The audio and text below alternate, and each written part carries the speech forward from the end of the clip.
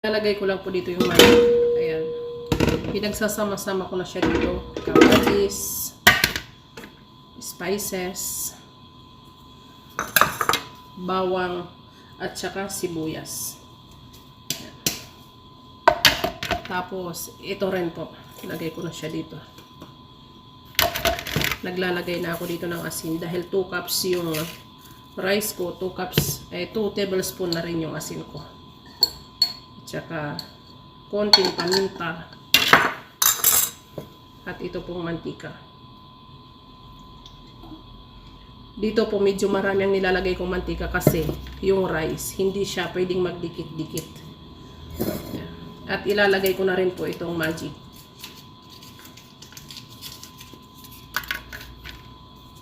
Dalawang magic ang ilalagay ko kasi nag-adjust ako sa asin.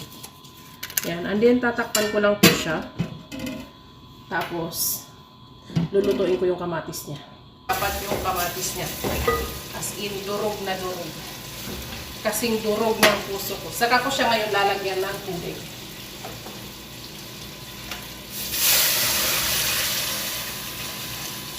Yan. Tapos po, pakukuloan ko lang siya ng another 5 minutes. Yan. Para lang maluto yung tubig niya. Yung kulong-kulo talaga.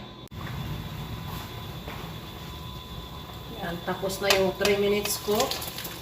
Lagay ko na yung rice.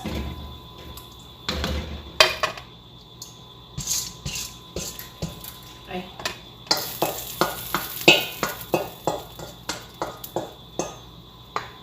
Tapos po, ilalagay ko lang tong hot chili. Para dagdag aroma na rin. Takpan lang natin hanggang sa maluto ang rice. Yan, luto na guys. Ready to serve na.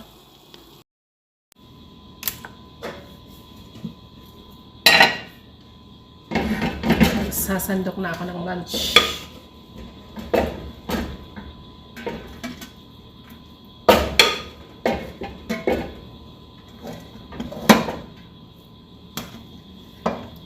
Sakab ko nila yung yung mainit talaga.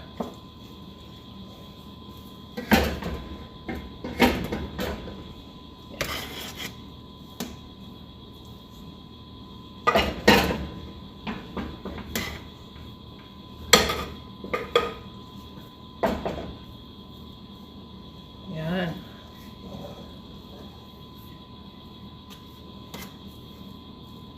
Alam nyo kung bakit plato yung ginagamit ko kasi ayaw yan nila nang nadudurog yung rice. Kaya ganon. Kaya plato yung ginagamit. Ito, natutunan ko lang din sa amo kong babae. Ito naman is butter. Dahin kung tawagin nila. Tapos, lalagyan ko lang ng Yung amo kong babae, gusto niya yan ng hot chili. Maghahanap pa rin yan kahit meron na ito. So, ayan na. Ready to serve na.